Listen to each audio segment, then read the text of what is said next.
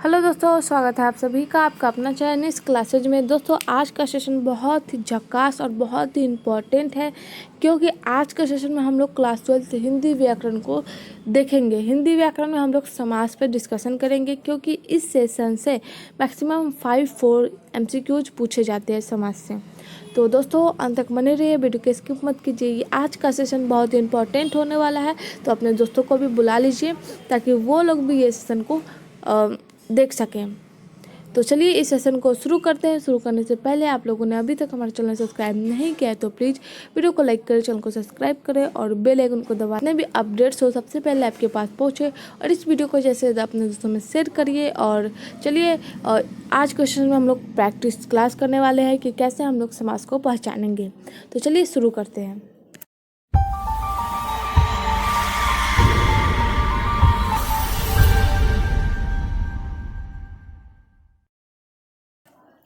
तो समास है क्या?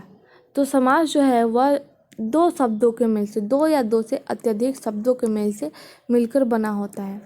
दो या अत्यधिक शब्दों के मेल से बना होता है।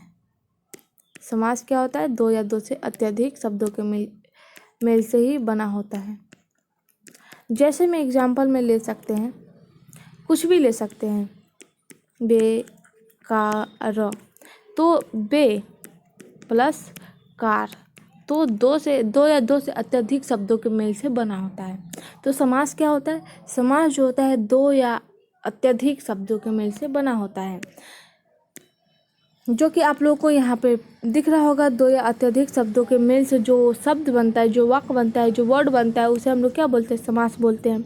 समास कितने प्रकार के होते हैं? 6 प्रकार के होते हैं। पहला अव्ययी भाव, दूसरा तत्पुरुष समास, तीसरा क्रमधार समास, चौथा द्विगु समास, पांचवा द्वंद्व समास, छठा बहुब्रीहि समास।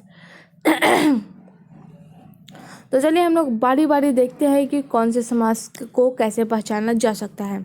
तो पहले हम लोग देखेंगे अव्ययी भाव समास। आप लोगों ने बहुत बार परिभाषा पढ़े होंगे कि वह समास जिसका पूर्व पद प्रधान होता है, समास का पहले पद में अवयव हो, समस्त पद अवयव बन जाते हैं, उसे क्या बोलते हैं? अव्ययी भाव समास। तो इसमें कुछ समझ में नहीं आता होगा, बहुत सारे व्याकरण से आप लोगों ने पढ़े होंगे। तो आज के सेशन में हम लोग परिभाषा पे डिस्कशन नहीं करेंगे, बस पहचानेंगे कि कौन से समास को किस तरह से पहचान सकते हैं। तो चलिए आइए देखते हैं। तो अगर हम लोग को अव्ययी भाव समास पहचानना है तो हम लोग के पास ट्रिक क्या है? ट्रिक जो है वह यह है, प्रति, बे, भर, यथा, ये सब जो वर्ड मिल जाए तो समझ जाना है कि अव्ययी भाव है। इसका एग्जाम्पल देखते हैं। प्रति यानी प्रतिमान, ये क्या है? अव्ययी भाव समास है। बेकार अव्ययी भाव समास है। भरपेट, भरपूर, ये सब क्या है? ये सब जो है वह अव्ययी भाव समास है। भरपूर, यथाशक्ति, ये तो इम्पोर्टेंट है क्योंकि बोर्ड एग्जाम में पूछे जाते हैं यथाशक्ति कौन सा समास है। तो ये सब जो है वह क्या है? आपका एग्जाम्पल है अव्ययी भाव का। तो अव्ययी भाव का हम लोग को परिभाषा से कोई मतलब नहीं है, क्योंकि परिभाषा हम लोग का पूछा नहीं जाता है एग्जाम में। हम लोग को बस वर्ड दिया रहता है, उसमें से बताना होता है कि किसका क्या एग्जाम्पल है। तो प्रति का बहुत सारे हैं। आप ऐसे प्रति का प्रतिदिन ले सकते हैं। प्रतिदिन कौन सा समास है? ये जो हो जाएगा वो अव्ययी भाव है। बेईमान हो जाएगा, बेईमान कौन सा समास है? ये भी है अव्ययी भाव। आप लोगों को इसका और भी एग्जाम्पल पता है तो कमेंट करते जाइए, जल्दी जल्दी कमेंट कीजिए। भर दिन, भरपेट, भरपूर, भरमाह, प्रतिकूल, प्रतिमाह, ये सब क्या है? ये सब जो है वह आपका अव्ययी भाव समास है। तो अव्ययी भाव को हम लोग कैसे समझेंगे? जहाँ जिसके शब्द के आगे प्रति हो, बे लगा हो, भर लगा हो, यथाशक्ति लगा से प्रति लगा है, तो ये क्या है? अव्ययी भाव है। भर दिन, ये क्या है? अव्ययी भाव है। प्रतिदिन, ये भी है अव्ययी भाव। बेईमान, ये सब जो है वह आपका क्या हो जाएगा? ये जो हो जाएगा आप लोग का अव्ययी भाव हो जाएगा। तो आई होप ये आप लोग को समझ में आया है। एक बार और रिपीट करते हैं। जिस शब्द के आगे आप लोग को जहाँ प्रति दिख रहा होगा, बे, भर, यथा, ये सब लगा दिख रहा होगा, समझ जाइएगा कि ये क्या है? एक अव्ययी भाव है। क्या है, अवयवी भाव है। इसके बहुत सारे एग्जाम्पल आप लोग प्रैक्टिस कर सकते हैं। प्रतिमा, प्रतिदिन, ये सब जो है बेकार, बेईमान, बेचार, बेजान, ये सब जो है वो क्या है, अवयवी भाव है। तो अवयवी भाव को कैसे पहचानेंगे, जिसके शब्द के आगे प्रति लगा होता है, बे लगा होता है, भर लगा होता है, यथा लगा होता है, ये सब लगा होगा तो आप पहचान सकते हैं अवयवी भाव। एक सेशन लाया जाएगा जिसमें हम लोग 2009 से लेकर के 2020 तक के क्वेश्चन बैंक को सॉल्व करेंगे हिंदी के, और उसमें हम लोग देखेंगे कितने समाज से कौन कौन से क्वेश्चन पूछे जाते हैं। तो फिलहाल अभी आप लोग समाज को समझिए। तो आई होप आप लोगों को अवयवी भाव समझ में आ गया होगा। चलते हैं तत्पुरुष के पास। तत्पुरुष समास। तत्पुरुष मतलब जिसकी क्या होती है, विभक्ति चिन्ह। विभक्ति चिन्ह क्या होती है, गायब होती है। अब गायब कैसे होती है, इसका एग्जाम्पल देखते हैं। बलहीन। बलहीन को अगर हम लोग डिवाइड करेंगे तो बल से हीन, तो बल से हीन, तो इसमें से क्या है, वो गायब हो गया। ये क्या है, विभक्ति चिन्ह है। तो बल से हीन, तो से गायब हो गया तो क्या हो गया, बलहीन हो गया। तो जिसकी क्या होती है, विभक्ति चिन्ह गायब हो जाती है, उसे क्या बोलते हैं, तत्पुरुष बोलते हैं। पहचानने का तरीका बस याद रखिएगा। तो पहला एग्जाम्पल हम लोग का बलहीन हो गया। दूसरा एग्जाम्पल देखते हैं। दूसरा एग्जाम्पल हम लोग जो है वो ले सकते हैं कन्यादान। कन्यादान, इसमें कन्या का दान होता है। शादी समारोह में आप लोग देखते होंगे, वहाँ पे पंडित बोलते हैं कि कन्यादान करने के लिए आ गया ये। तो कन्यादान मतलब कन्या का दान किया जा रहा है। तो कन्या का दान, तो का क्या है, वह विभक्ति चिन्ह, वो गायब हो गया। दृष्टिहीन। दृष्टिहीन, दृष्टि से हीन यानी आँख से हीन, दृष्टि से हीन, तो से क्या हो गया, ये जो है विभक्ति चिन्ह गायब हो गया। यज्ञशाला। यज्ञशाला, तो यज्ञ, शाला मतलब घर, यज्ञ मतलब जहाँ पे यज्ञ किया जाता है, तो यज्ञ का घर, तो यज्ञशाला। इसके अलावा हम लोग देख सकते हैं नेत्रहीन। नेत्रहीन मतलब नेत्र से हीन। आनंद मठ। विद्याहीन, धनहीन, ये सब क्या हो जाएगा, ये सब जो हो जाएगा हम लोग का तत्पुरुष का एग्जाम्पल हो जाएगा। तो ये आप लोग को समझ में आ गया होगा कि जहाँ पे विभक्ति चिन्ह गायब हो जाता है वह वहाँ पे हम लोग क्या करेंगे, तत्पुरुष को पहचानेंगे। कर्महीन यानी कर्म से हीन, धनहीन यानी धन से हीन, इसमें क्या है, आप लोग को विभक्ति चिन्ह गायब मालूम चल रहा होगा कि क्योंकि इसमें जो होता है और विभक्ति चिन्ह गायब किया जा रहा है। तो आप लोग को समझ में आ गया होगा कि तत्पुरुष किसे बोलते हैं। आप लोगों ने अभी क्या समझा, अवयवी भाव समझा, जिसमें प्रति, बे, भर, यथा ये सब हो, उसे हम लोग उसको हम लोग अवयवी भाव बोल सकते हैं। इसमें क्या हो जाएगा, विभक्ति चिन्ह गायब हो जाएगा। विभक्ति चिन्ह क्या हो जाएगा, गायब हो जाएगा। तो ये हो जाएगा तत्पुरुष। अब देखते हैं हम लोग कर्मधारय। कर्मधारय को हम लोग को पहचानने के लिए इसमें 4 चीज़ होना ज़रूरी है। पहला तो उपमान और उपमेय, और इसमें क्या होना चाहिए, विशेषण। एक मिनट, विशेषण और विशेष्य। विशेष्य होना चाहिए। तो उपमान किसे बोलते हैं, जिसकी तुलना की जाती है, और उपमेय जिससे तुलना की जाती है। उपमान मतलब जिससे तुलना की जाती है, और उपमेय मतलब जिसकी तुलना की जाती है। कन्फ्यूजन नहीं होना है। एक एग्जाम्पल लेते हैं, जिससे तुलना की जाती है। मान लीजिए आपके अड़ोस पड़ोस में कोई ऐसा बच्चा हो जो बहुत पढ़ता हो, ठीक है, तो वो जो है वो इंटर का एग्ज़ाम दिया, उसका मार्क्स आया 360, और अगर आप पढ़ रहे इंटर का एग्ज़ाम दिए तो आपका मार्क्स है 307, ठीक है। तो जब आपके पेरेंट्स को पता चला तो आपके पेरेंट्स ने उस लड़के से तुलना किया कि उसका मार्क्स कितना आया, और किसकी तुलना की, आपको तुलना की उस लड़के के साथ। तो जिस लड़के के साथ तुलना किया गया वो क्या है, उपमान है, और जिसकी तुलना की गई यानी आपको तुलना की गई तो वो आप क्या है, उपमेय है। तो उपमान क्या है, जिससे तुलना की जाती है। उपमेय क्या है, जिसकी तुलना की गई है, जिसकी तुलना की जाती है। तो दोनों में कन्फ्यूजन नहीं होना है। तो अब देखते हैं विशेषण। विशेषण जिसमें संज्ञा या सर्वनाम का विशेषता बतलाता है। जिसे संज्ञा और सर्वनाम की जो विशेषता बताने वाला जो शब्द है उसे क्या बोलते हैं, विशेषण बोलते हैं। और जो विशेषता बतलाता है वहाँ पे शब्द विशेषता बता रहा है, और विशेषण में क्या हो जाएगा, विशेष में जो विशेषता बताता है। तो कन्फ्यूजन नहीं होना है। तो अब हम लोग समझते हैं कि कर्मधारय को कैसे पहचानेंगे। तो आइए एग्जाम्पल देखते हैं। एग्जाम्पल से अगर आप लोग को अभी समझ में नहीं आ रहा होगा तो एग्जाम्पल से आप आसानी से समझ सकते हैं। तो पहला एग्जाम्पल लेते हैं, परमेश्वर। परमेश्वर, तो परमेश्वर किसको बोला जाता है, भगवान को भी बोला जाता है, और अभी के समय में अभी मतलब पति को भी बोला जाता है। तो यहाँ पे क्या है, पति को भी बोला जाता है और भगवान को भी बोला जाता है। तो ऐसा वर्ड जिसमें विशेषता मतलब तुलना की जा रही है, परमेश्वर भगवान को भी बोला जाता है और पति को भी बोला जाता है, तो इन दोनों के बीच तुलना हो रहा है। तो क्या हो जाएगा, परमेश्वर क्या हो जाएगा, ये जो है वह कर्मधारय हो जाएगा। तो परमेश्वर क्या हो जाएगा, ऐसा वर्ड मतलब ये वीआईपी तो है, लेकिन ऐसा नहीं है कि सिर्फ एक ही लोग के लिए यूज किया जा सकता है, ये हर एक के लिए किया जा सकता है। भगवान के लिए भी किया जाता है, पति के लिए भी किया जाता है।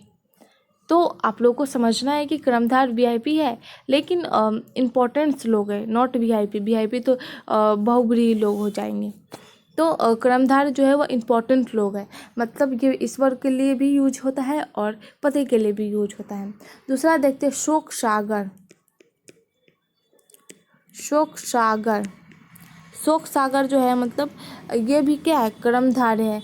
घनश्याम, घनश्याम, घनश्याम जो है वह लोगों के लिए यूज हो जाता है। लौह पुरुष, लौह पुरुष किसी एक के लिए यूज नहीं है, लौह पुरुष किसी एक के लिए यूज नहीं है, तो ये क्या है, कर्मधारय है। कमल नयन, कमल नयन, तो कमल नयन किसके लिए यूज होगा, ये जिसका नयन जो है वो कमल जैसा दिख रहा है तो उसके लिए यूज होगा। तो ये सबके लिए यूज हो सकता है। अब ऐसा तो नहीं है कि धरती पर एक ही ऐसा है जो जिसका नयन वैसा हो, ऐसा तो है नहीं। तो ये जिसका दिख रहा मतलब इम्पोर्टेंस लोग है, लेकिन क्या है, ये यूज दो तरह से हो रहा है। तो कर्मधार जो है मतलब जिसमें उपमान, उपमेय, विशेषण और विशेष होता है उसे क्या बोलते हैं हम लोग, कर्मधार बोलते हैं, तभी हम लोग पहचान सकते हैं। अब देखते हैं द्विगु समास। द्विगु समास यानी नंबर, द्विगु समास मतलब नंबर। तो द्विगु समास एग्जाम्पल देखते हैं, पंचवटी। पंचवटी, पंच मतलब 5 हो जाएगा, वटी तो पंचवटी, जहाँ पे नंबर का यूज होता है, जहाँ पे आप लोग को नंबर देखने को मिलता है। इसके बहुत सारे एग्जाम्पल है, जैसे में ले लेते हैं अष्ट, अष्टाध्याय, ये हो जाएगा शतशयी, शत मतलब 7 होता है तो शतशयी। 9 योग, 9 मतलब 9 होता है, 9 योग। त्रि मतलब क्या होता है, 3 होता है तो त्रिभुज, जहाँ पे नंबर यूज हो रहा है, जहाँ पे नंबर आ रहा है, अष्ट मतलब 8 हो जाता है। तो जहाँ पे नंबर यूज हो रहा है, पंचवटी, अष्टाध्यायी, शतशयी, चतुर्भुज, ये सब क्या है, ये सब नंबर यूज हो रहे हैं। तो द्विगु में जहाँ पे भी नंबर दिख रहा होगा आप समझ जाना द्विगु समास है। अब बढ़ते हैं आगे, अब देखते हैं द्वंद्व समास। द्वंद्व यानी जोड़ा में, द्वंद्व यानी क्या होता है, वो जोड़ा में होता है। जैसे में देखते हैं पति पत्नी, पति पत्नी, तो पति पत्नी क्या है, जोड़े में है। इसके अलावा हम लोग देखते हैं दिन रात, दिन रात, इसके बाद भाई बहन, ये सब क्या है, जोड़े में है। भात दाल, एड़ी चोटी, शिव पार्वती, राम सीता, ये सब जो है वो द्वंद्व समास है। हाँ, लेकिन यहाँ पे एक क्वेश्चन और है, वो देखते हैं, इसको रेज करते हैं।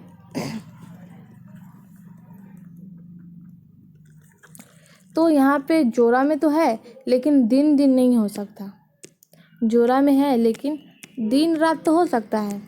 लेकिन अगर कहे कि दिन दिन है तो ये भी तो जोड़ा में है, लेकिन दोनों एक ही है, तो ये क्या हो जाएगा, ये अवयवी भाव हो जाएगा। क्या हो जाएगा, अवयवी भाव हो जाएगा। ऐसा जोड़ा में होना चाहिए जो डिफरेंस हो, दिन हो तो ये रात है, तो ये अलग अलग है तो ये क्या हो जाएगा, द्वंद्व हो जाएगा। लेकिन एक ही है तो नहीं हो सकता, दिन दिन हो तो ये अवयवी भाव हो जाएगा, रात रात है तो अवयवी भाव हो जाएगा। जहाँ पे दिन और रात आ जाएगा ये क्या हो जाएगा, द्वंद्व समास हो जाएगा। तो ये ध्यान में रखिए। इसके बहुत सारे एग्जाम्पल है, भला बुरा ले सकते हैं, भला बुरा, एड़ी चोटी ले सकते हैं। इसके अलावा जो है वो राम सीता हो सकता है, शिव पार्वती हो सकती है। ये सब क्या है, जोड़े में है। क्या है, जोड़े में, और डिफरेंस है, एक ही जैसा नहीं है। राधा कृष्ण हो सकता है, राधा कृष्ण। तो ये सब क्या है, द्वंद्व समास यानी जोड़े में, लेकिन एक ही जैसा जोड़ा नहीं, दोनों का जो शब्द हो वो अलग अलग हो। तो ध्यान में रखिए, अगर दिन दिन हो तो ये अवयवी भाव हो जाएगा, ये द्वंद्व समास नहीं होगा। अगर दिन और रात हो तब ये द्वंद्व समास हो जाएगा। तो चलिए देखते हैं आगे। अब हम लोग के पास आया बहुब्रीहि समास। बहुब्रीहि यानी वीआईपी लोग, ऐसा जो सिर्फ केवल एक ही इंसान के लिए यूज होता है, केवल एक ही पे यूज होता है, इसके अलावा और कोई नहीं यूज कर सकता। जैसे में दशानन, दशानन किसके लिए यूज होता है, रावण के लिए यूज होता है, तो इसके अलावा और किसी पे यूज नहीं हो सकता है, केवल रावण के लिए यूज होता है। लंबोदर, लंबोदर किनके लिए यूज होता है, गणेश जी के लिए होता है, इनके अलावा और कोई यूज नहीं कर सकता इस वर्ड को। ये क्या है, वीआईपी लोग हैं। गजानन, गजानन हो जाएगा, पीताम्बर हो जाएगा। तो ये सब क्या है, बहुब्रीहि समास है। तो बहुब्रीहि यानी वीआईपी, जो केवल एक ही के लिए यूज हो, इसके अलावा और कोई यूज ना कर सके। तो आई होप ये सेशन आप सबको समझ में आ गया कि समास किसे कहते हैं। तो आइए फिर से रिवीजन करते हैं।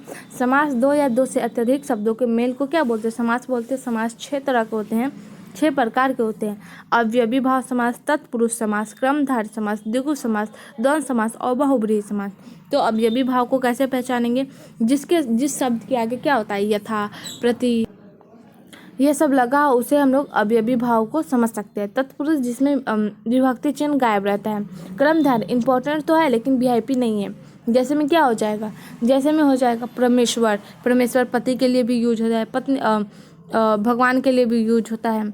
लव पुरुष का, कमल नयन, ये सब जो है वो क्रमधारय हो जाएगा। द्विगु जिसमें नंबर का यूज हो, जैसे में पंचवटी, सतशयी, नवयुग, त्रिभुज, चतुर्भुज, अष्टभुज, ये सब क्या है, ये सब जो हो जाएगा द्विगु समास हो जाएगा। इसके बाद हम लोग के पास आता है द्वंद्व समास, जोड़ा में। बहुब्रीहि यानी वीआईपी लोग। तो आई होप ये सेशन आप सबको पसंद आया तो लाइक करें, चैनल को सब्सक्राइब करें और बेल आइकन को दबा दें ताकि जितने भी अपडेट्स हो सबसे पहले आपके पास पहुँचे। और इस वीडियो को जैसे अपने दोस्तों में शेयर करिए और कमेंट में बताइए ये सेशन आप सबको कैसा लगा। तो चलिए आज के लिए बस इतना ही, धन्यवाद।